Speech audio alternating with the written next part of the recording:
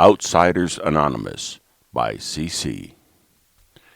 It took a long time for me to admit that the fellowship of AA had anything for me. Maybe they didn't want me. Maybe I didn't want them. A bunch of seedy guys chugging cigarettes outside beat-up back doors. Inside was worse.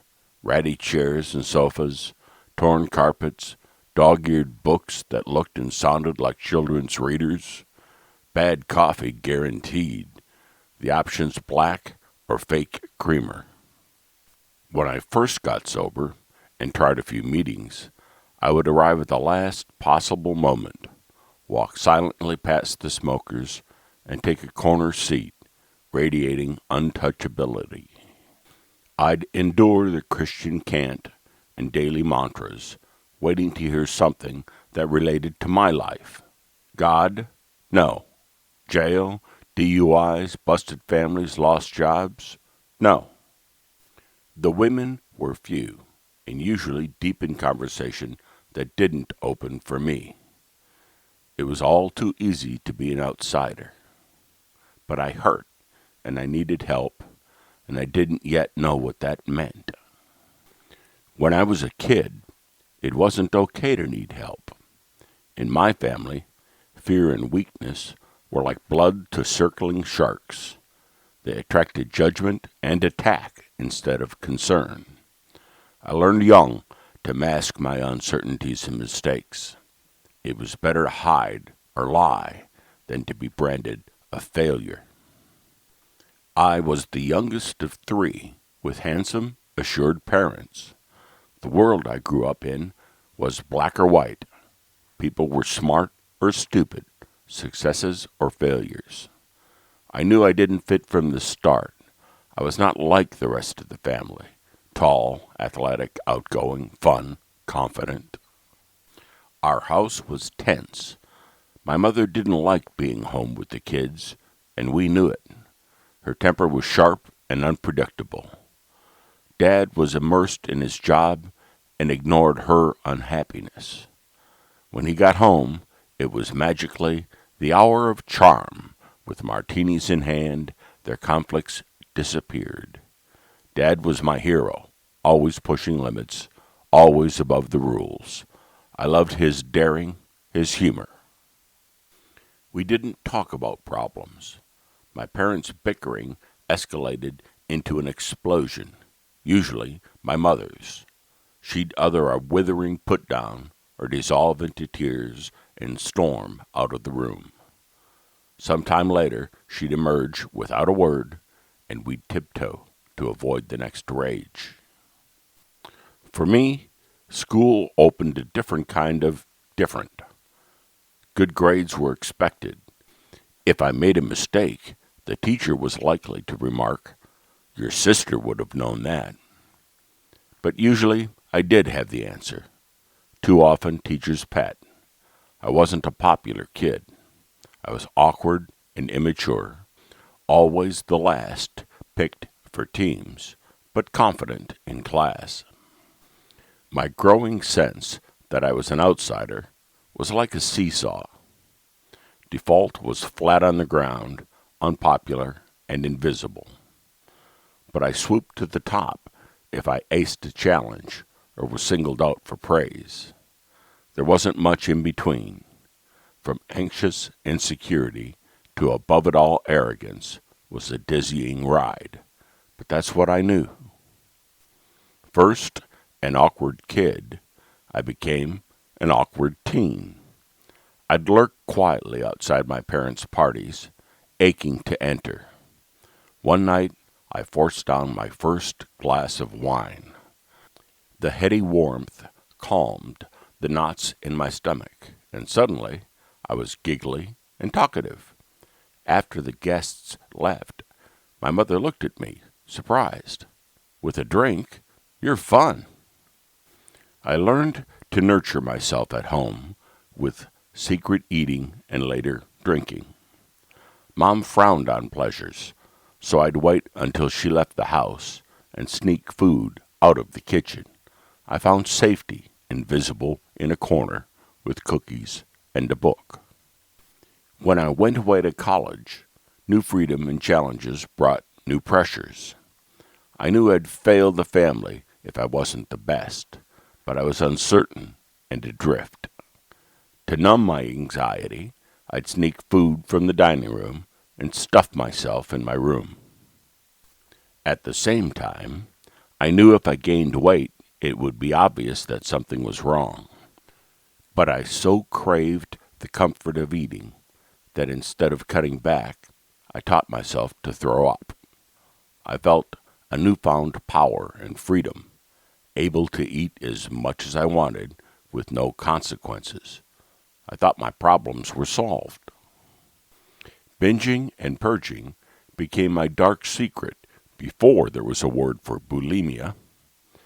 I knew what I did was disgusting, so I carefully hid the daily treks to the store, the gallons of ice cream and whole pizzas I could devour in one binge, the trash when I was finished.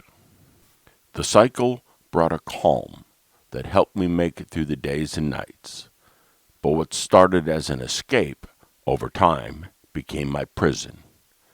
It took secrecy, lying, and stealing to satisfy the ravenous monster that came to rule my life. Just like drugs and alcohol, for a bulimic, there's no such thing as enough. At first, I was an outsider because I didn't fit. Then I learned to build walls to hide my struggles. The self I let others see was accomplished, but underneath, I knew it was a lie. My public and private worlds clashed when I fell in love. He was an older, compassionate man, intrigued by the self I showed the world, but drawn to the vulnerability he sensed behind it. We shared a growing spark, but I was slave to my habit. I had to feed the demon alone, so there always came a moment when I ran away to get my fix. One night we fought, and I wanted to shut him out. But this love was exciting and intoxicating, and I knew I risked losing it. We headed home, he silent and angry, me gripped by terror and shame. I pulled him down on a bench in the noisy subway, where the chaos all around me gave me the courage to describe the chaos inside. To my disbelief, he didn't condemn me. He wasn't disgusted. He was relieved to understand what was going on. With his help, I began to dismantle my defenses. Slowly, I broke the bonds of bulimia and learned better ways to nourish myself. But we still shared that nightly drink, my release from the day's tensions, our shortcut to laughter and intimacy. For him, drinking was simply fun. He didn't need it, and I didn't understand that I was different. He didn't want more after dinner, but I increasingly did. I'd pour him a mug of coffee and fill mine, secretly, with wine. I fell back into a world of lying, shame, and guilt. Hangovers at work, blurred memories of the night before, but I didn't want to admit I had a problem. My drinking rose and fell over the years. When I was pregnant, I held off, but then eased back in. There were new pressures. I was a mother, career woman, and wife to an aging spouse. Drink numbed the anxieties, but over time it seized control and began to dominate my days. There came a morning when I couldn't play the game anymore. I couldn't face another day of isolation, shame, and guilt. I remember the clear December day I stopped drinking and went to a noontime meeting, but once again couldn't see my way through the prayers and the down-and-out crowd. I was terrified someone from my real life would spot me and expose the sham. But the relief of saying no to the monster stuck this time, and I got sober on my own. I was okay for 10 years without the fellowship. But I was still my father's daughter. I scorned my quiet, earnest self and sought danger, speed, and excitement. Even sober, I broke the rules in many ways, large and small. Long lunches at work, secret trysts, thinking I was above the rules. I denied any consequences. I was still an alcoholic. One fast and loose moment slammed me hard against a wall. Flaunting leash laws, I let my dog run free while I was distracted by a phone call. She took after a car, and I didn't act fast enough. In one cruel moment, she rolled screaming under the wheels.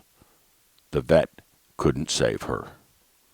Death is undeniable. It was my fault. The game was over.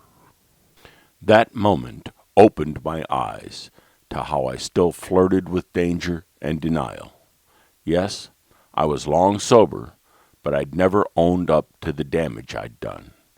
I'd driven drunk, stolen, and lied to cover my tracks, created a false persona I could no longer hide behind.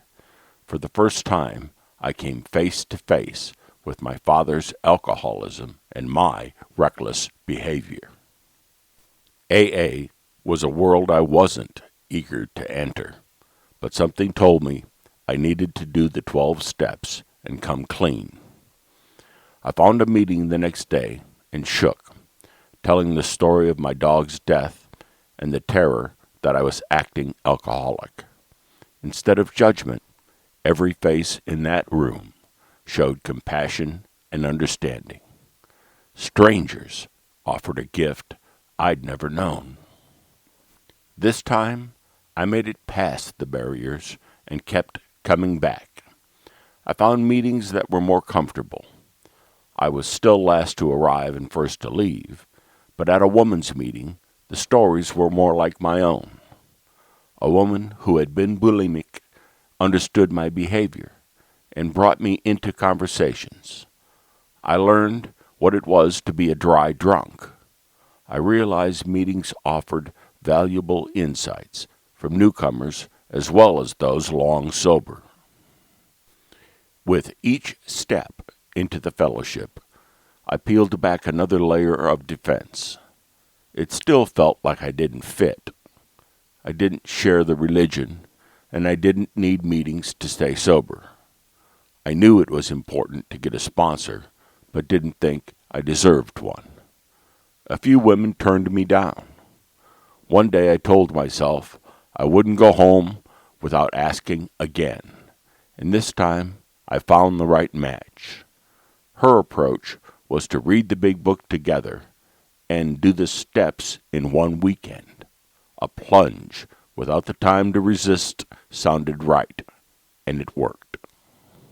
There are always reasons to resist AA. There will be uncomfortable meetings, tedious shares, irritating people, too much God talk. Some groups are open to shares about drugs and bulimia. Some aren't. I've learned to say what's important to me and not take it personally if no one connects. I have had the chance to experience real prison walls, leading women's meetings in the county jail. At first, I thought I couldn't connect.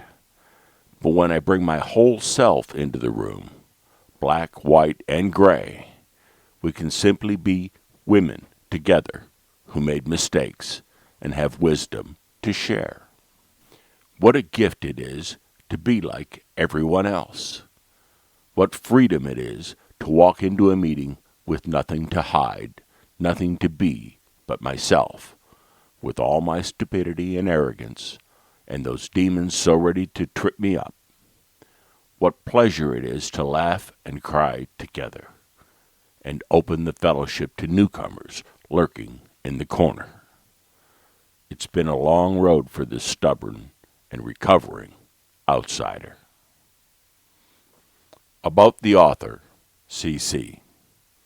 CC is a recovering alcoholic, bulimic, procrastinator, and outsider. 14 years dry, 3 years richer from joining in the fellowship. She's a retired graphic designer, aspiring writer, and sponsor. The original print version of this story, Outsiders Anonymous, by CC, can be found on the aabeyondbelief.com website under Personal Stories, dated 3/20/2016.